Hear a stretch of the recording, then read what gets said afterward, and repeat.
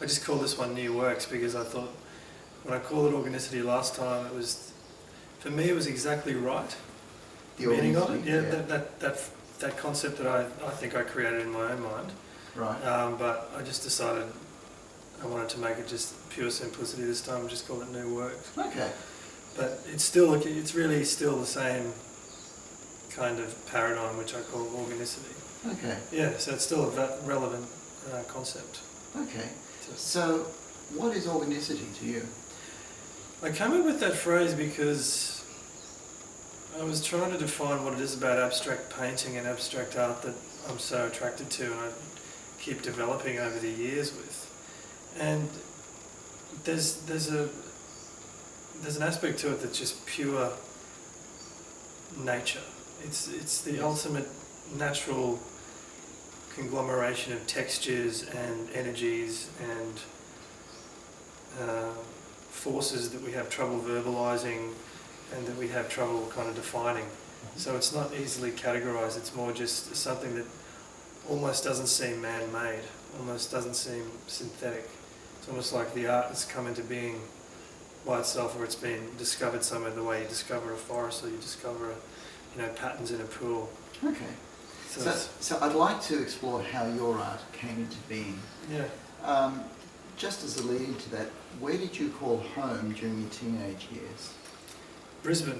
Mm-hmm. Brisbane. Always lived in Brisbane, and specifically teenage years. That's really interesting.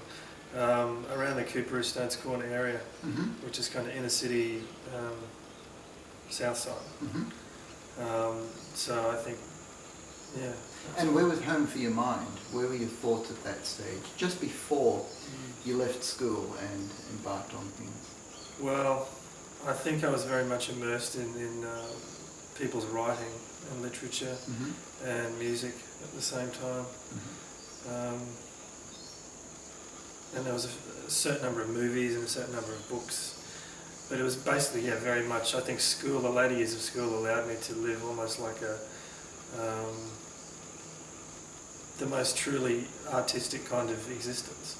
All I needed to do was just perform academically, and then I could immerse myself in the things that I loved. And it was a very dreamy time. Okay, so was it separate, performing academically and then going to the things that you loved? No, because the subjects I performed strongly and academically were all the ones that related to my the life of my imagination, yeah. to put it a bit pompously. Yeah. So English, history, and study of religions. Mm-hmm.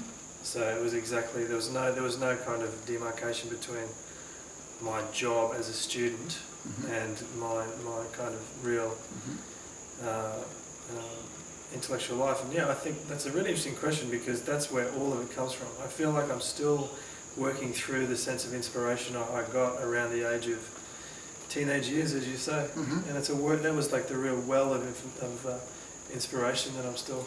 Was it certain experiences, certain ideas you came across? Well, yeah, I think so. I mean, for example, certain kinds of writing that I still are interested in, different kinds of music that I'm still interested in.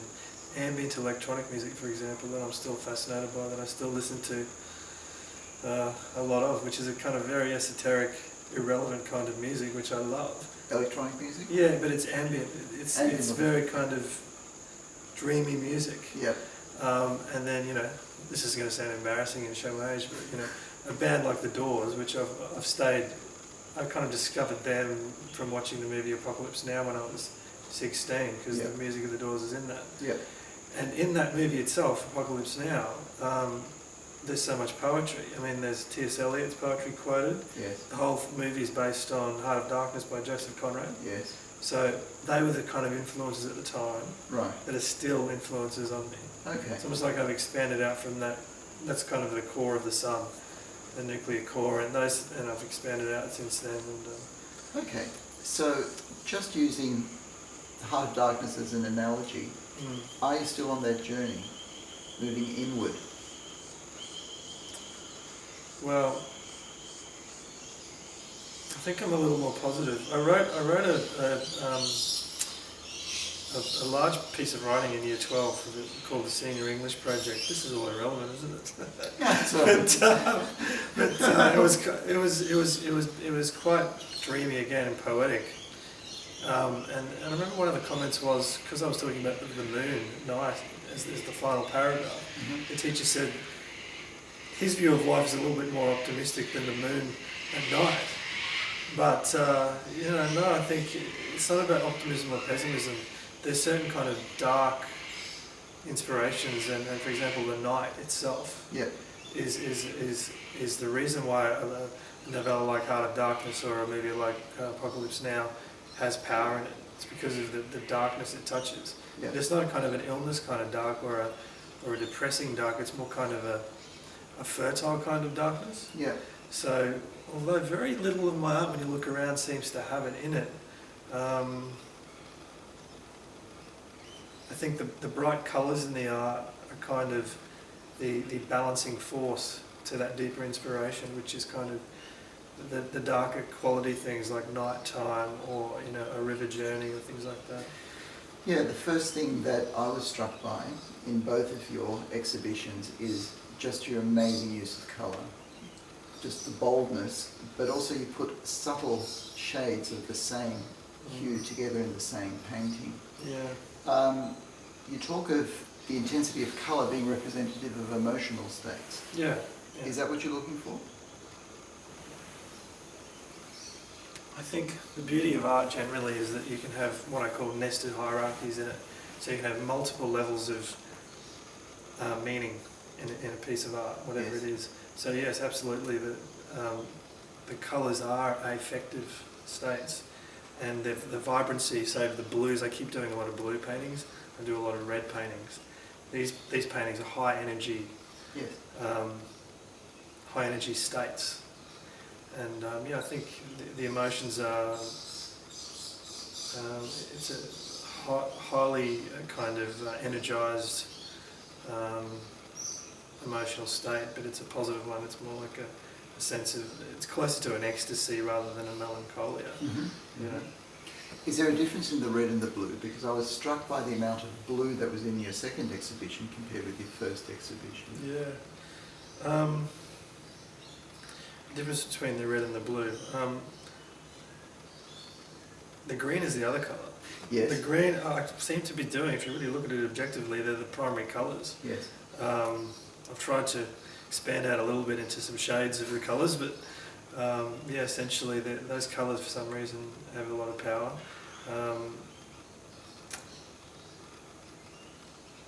Blue is a more, for me, the blue colour is a more kind of floating away kind of feeling. It's like has the association with the oceanic state, the oceanic feelings, to quote Freud, kind of highly positive affective state. The red is closely aligned to black. Red and black go together. It's closer to the dark. Yes. Closer to the darkness, and red is a kind of has other associations to it. Has kind of anger in there, and in Buddhist thought, for example, anger is a power, and even in Christian thought, if you look at I won't go into specifics, but red is a powerful colour. It can encompass things like anger and righteousness and kind of that kind of intensity. Green for me is just profoundly healing.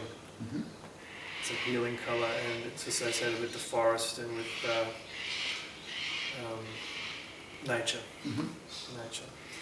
So there's one binary that I'm very interested in. As soon as we talk about the paintings, we talk about feelings, emotional states, oceans, anger, and yet it seems to have its root in very intellectual ideas.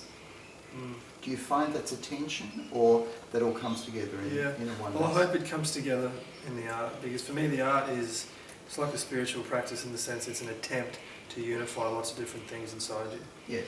Like a spiritual practice is. Yes. So for me, I hope it comes together.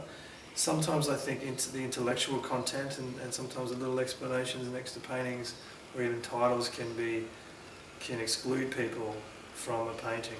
Yes. And that's been a concern, but I put it in only because, I'm a product of my past, which is just reading a lot of books, I like reading books. And you can't help kind of pick up intellectual concepts along the way. Well, true, but in you there's a lot to bring together. Yeah. For example, what drew you when you finished school first into law?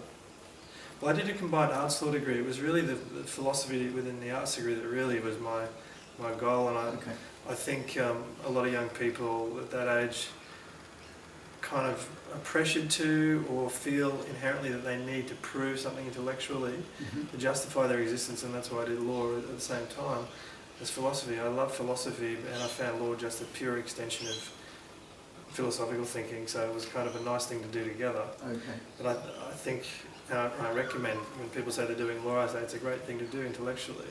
Yes. But it's not something that I wanted to do as a life, as a job, Okay. as a career. So it was more the philosophy that... Yeah, and that's very much, that line has never been broken, I think, since then. I still read philosophy all the time. Yeah. Any particular strands of philosophy? I gather that existentialism comes up quite strongly in your work. That's kind of like the bedrock of reality, the existentialist stuff, but these days I probably read more overt spiritual philosophies from usually Buddhism or Christianity and all that kind of... I like reading a book written by someone who's inspired by a vision. Yes. And these visions generally occur within the context of established religions or offshoots of them. Yes. And I enjoy reading books like that. But, I read history just as much. I love history. Yeah.